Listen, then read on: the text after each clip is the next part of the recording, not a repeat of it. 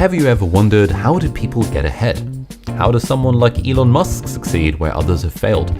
We're often told that success is directly correlated with hard work, that we won't get anywhere without putting in 10,000 hours or by working 100-hour weeks. But what if that wasn't the case? What if those who'd succeeded simply had an unfair advantage over their competitors? And what if we find out that we've all got our own set of unfair advantages that we can use to succeed in our lives as well? Life is fundamentally unfair. When we're looking at successful people, they normally didn't just get there with hard work. There was normally other stuff that played a strong role, like luck, circumstances, privilege, that sort of thing. And the equation that came to mind when I was reading through the book was that success, however we want to define it, is some sort of combination of fair play and unfair advantages. Fair play means factors that we would look at and think, all right, mate, fair play. Like, let's say there's a startup founder who gets up at 3 o'clock every morning and then goes for a 2-hour run and then kind of hustles on his or her laptop all day and just like works really, really hard. That would be a fair advantage. We would say, all right, mate, fair play to that. In a way, it's something that any of us could replicate if we wanted to, and therefore it is fair. But that same startup founder, let's say his or her parents were super rich and invested $500,000 into their company from day one.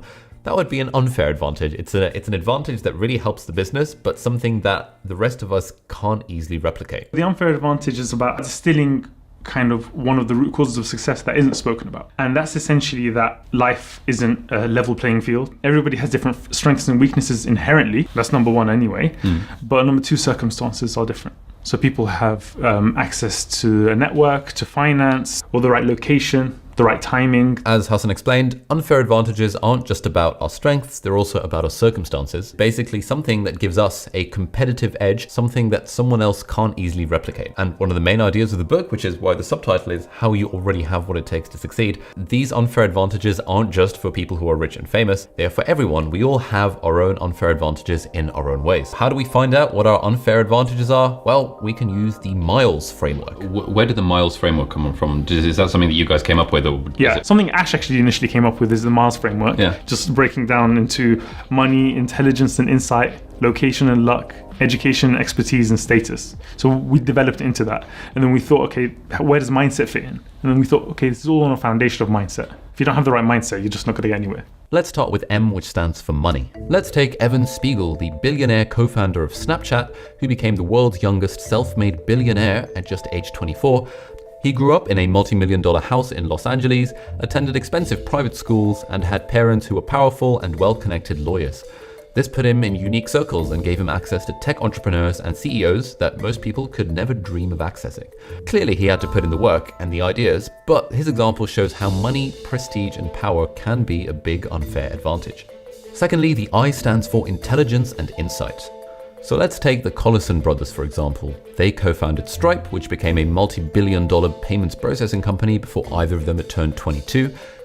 Patrick Collison sort of invented his own computer programming language when he was 16, and he left school a year early to enroll at MIT. His brother John finished with the highest ever score on his leaving certificate, sort of the Irish equivalent of A-levels, and he'd been accepted into Harvard before he'd even done his exams. And yes, of course, loads of hard work and effort went into it, but I think it's reasonably fair to say that the Collison brothers' intelligence was some sort of unfair advantage. Thirdly, we've got L, which stands for location and luck. And as Ray Kroc, the pioneer of McDonald's, once said, the two most important requirements for major success are first, being in the right place at the right time, and secondly, doing something about it. Location is clearly important. For instance, businesses cluster as they do in Silicon Valley, and the right location can be key to unlocking opportunities, making connections, and accessing a target market. Luck is even more interesting, and I'd probably argue that luck isn't really an unfair advantage. I'd probably put it into the fair play section instead. Yeah, there are going to be some lucky breaks that are, as Professor McGonagall says, sheer dumb luck. But a lot of the time, we can sort of manufacture our own luck by just exposing ourselves in a non-weird way to more things. Ash and Hassan talk about this in the book as well. Take more action, do more things, meet more people, go to more events, blog about your startup, produce things and publish them, get feedback, put more stuff out into the world. And the idea is that as we expose ourselves to more of these opportunities, we get a lot more luck coming our way. So in a way, the more of this stuff we do, the more of a surface area we have for serendipity, the more we allow luck to appear, and then we can take advantage of it. So I think that's more a sort of fair advantage rather than an unfair advantage.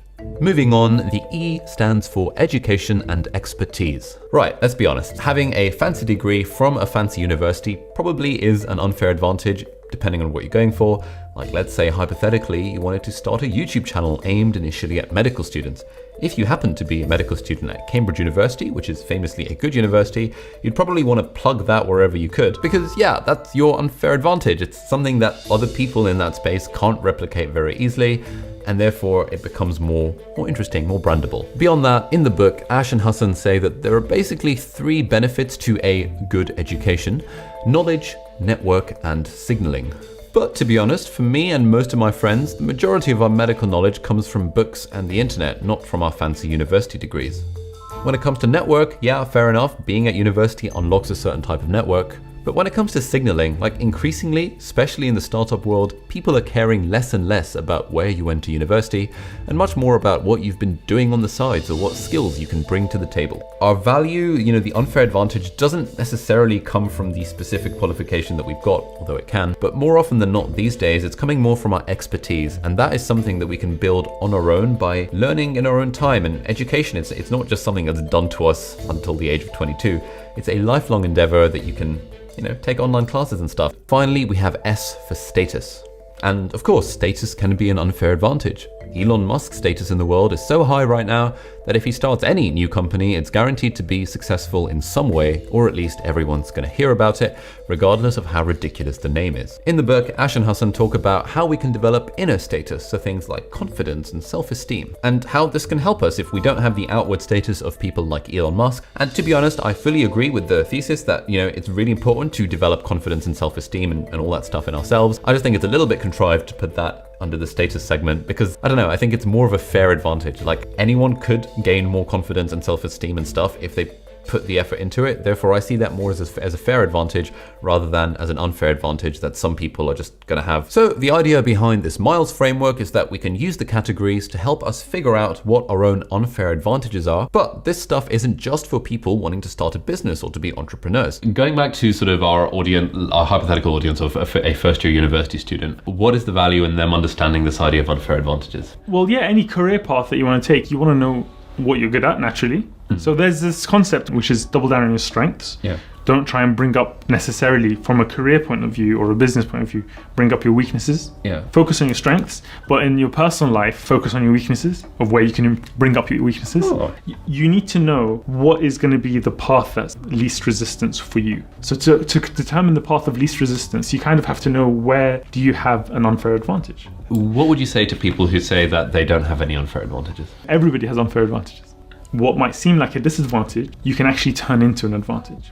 So one example is having little money, which a lot of us starting off in business might have little money, very, very tight budgets or hardly anything to invest. That's how I started off, just hardly anything. I had saved up some student loan, maintenance grant and loans and stuff, and I just kind of saved them up and been a bit frugal with them, which really helped. But having little money makes you more creative. The necessity is the mother of invention kind of thing. I've had a lot of startup founders kind of pitch us, and when they've had money behind them, their path to growth is like, yeah, Google ads and Facebook ads, but there's no creativity there. You're just burning money, and it's going to be very difficult to sustain that, especially in the early days before you know that the market, the customers really like your product. You don't want to be doing that. Having less money and less status, let's say socioeconomic status, can give you more of a fire in your belly to succeed.